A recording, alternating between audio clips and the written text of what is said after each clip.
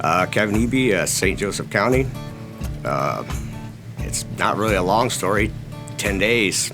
Started on November 5th. I was driving home, and I see him out in one of my neighbor's cornfields they were just picked. And I farm, so I don't have a lot of time to hunt. I do a lot of bow hunting when I have it.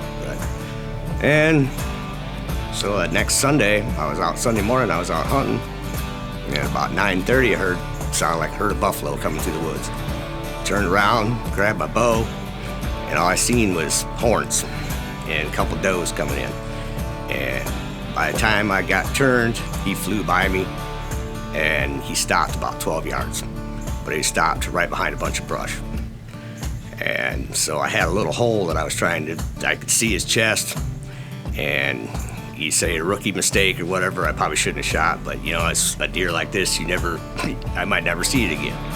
So I took the shot. Missed him completely. And he ran off. I didn't know no arrow sticking out of him. After I calmed down, I got down out of the tree and went and found my arrow. It was about 10 foot behind from where he was standing. So, and I'm thinking, I'll probably never see this deer again. Later on, Sunday night we had that snowstorm, and so we didn't go out, and I had to work. Well, and Tuesday afternoon I texted my neighbor for when I left work, say, hey, let's go put up some blinds. And he texted back, all right. So I told him I'll be there in a little bit. And so we went out and put up one blind across it in our own field for him, and we go across the road up to the woods where I hunt. We're walking in, and I'm talking to him, and it's like, I don't know if I should put it over here, and it's like, oh no, Mike, he's standing right there. He's 30 yards right in front of us, standing there looking right at us.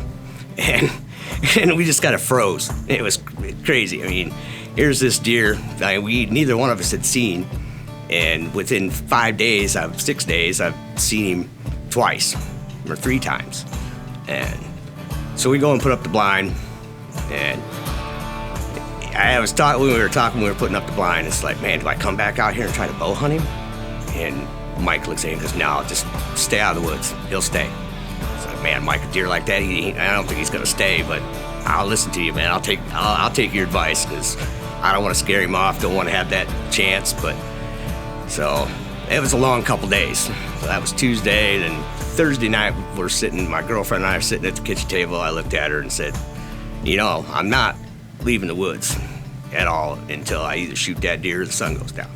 She looked at me all crazy, and she goes, say that again. She picked up her phone and hit video, and she goes, say it again. So I said that, and she goes, I'm gonna hold it to you. And if you text me sometime between 9, 10, 11 o'clock, you're going to get breakfast, I'm gonna slap you.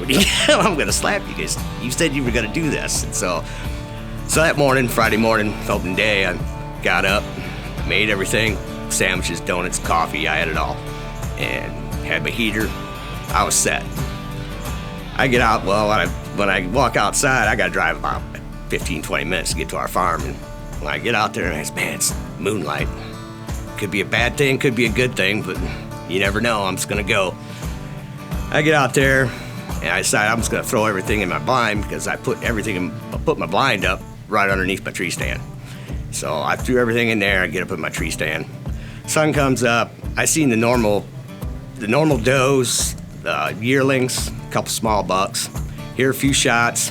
Every time I hear a shot, thinking, nah, I hope that's not him. I hope that's not him, because man, it's like a deer like this, man, it's like he ain't gonna last, especially in my area. And so it was about 8:30 or so. I started getting cold, and I figured, okay, I'll go down and get my blind. I get the heater all fired up, and I'm sitting there and not seeing anything now.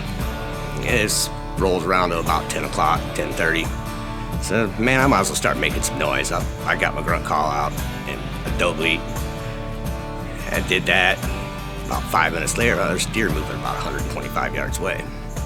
And I watch him. It's the same old doe with her younger fawn, or 2 younger fawns, and her last year's doe. And they're milling around. I watched him for probably a half hour, 45 minutes. So I'm sitting, it's close to 11 o'clock now, and I'm thinking, man, I gotta get up and move. And I'm tired, and not really tired, but sore sitting in my seat. So I decided, get out and moving out of my blind. I get about 10 feet, And here up jumps that old doe and her 2 fawns and that other doe, because I had thought they had went far enough down where I didn't see them, and they were only about 40 yards from me. So I froze, and she stomped around a little bit, and they all got up, and then they went down the hill. So, okay, I'm safe. I'll walk a little bit farther. I didn't get another 10 foot, and up jumped 2 more does, one going out into our field about 100 yards away, and another one I seen off to my right about another 100 yards away.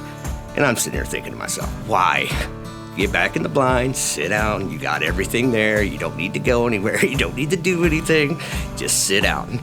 So I get back in the blind, it's probably 11:30 probably by then, 11:45. And I'm sitting there, and I said, I'll hit the doe bleed can and grunt a couple times. As soon as I did that, man, there's 2 more does right over there. And one went farther to the northwest, and the other one came right across in front of me. I'm texting my neighbor all this time too, back and forth. He goes, man, shoot that doe. I go, no, I'm horn hunting. No, I'm horn hunting. He's out here. I know he is. And I'm sitting there, and it's probably 12:15 or so. Okay, I'll just hit the doe bleed can, see what it does. I hit the doe bleed can, and a couple minutes later, here's 2 more does running about 125 yards away, just running back and forth, prancing around. And I'm sitting there, man, there's got to be something back there. So I wait for a little while, and okay, I'm gonna get a sandwich out. And I started getting my sandwich out, and I'll hit that doe bleed can one more time while I'm doing this. I hit it, and I get the sandwich out. I take a bite, and I looked off to my left. I seen 2 does, and I looked a little farther to my left, about 125 yards away, and all I seen was horns. So then I almost had to spit the mouthful of sandwich I had in my out, and I threw my sandwich down, got down. Watched him come in. He was on an angle. I was looking through the scope, looking up at him, looking through the scope, and I'm thinking to myself, this is a spot that I'm always at, and I've got a clear spot. It's a good 100-yard shot. If he comes within that area, anywhere like that, he's toast. I mean, and I'm watching him, and he wasn't really moving fast. He was on a steady trot, and he stopped right in that spot. And I couldn't believe it, man. I said, man, this is like a golden opportunity. And I put the scope on him. I seen the white of his chest, went down a little bit and touched it off. Luckily, there wasn't a lot of smoke. I could still see through my scope. I watched him kick. And it's like, man, I see him kick, and he's done. I got him. I text my neighbor. I told him, hey, I just got him because I heard you shoot. Be out there in a little bit. Text my girlfriend. I didn't text her anything but a picture of me smiling with my tongue out. And she texted me back a little bit. What do you do? What's going on? And so I really didn't have time to text her back. She didn't know what was going on. I went out there and I started looking. I get to the spot where he was standing. I'm looking around. It's like, man, there's no blood. All right, I know he went this way.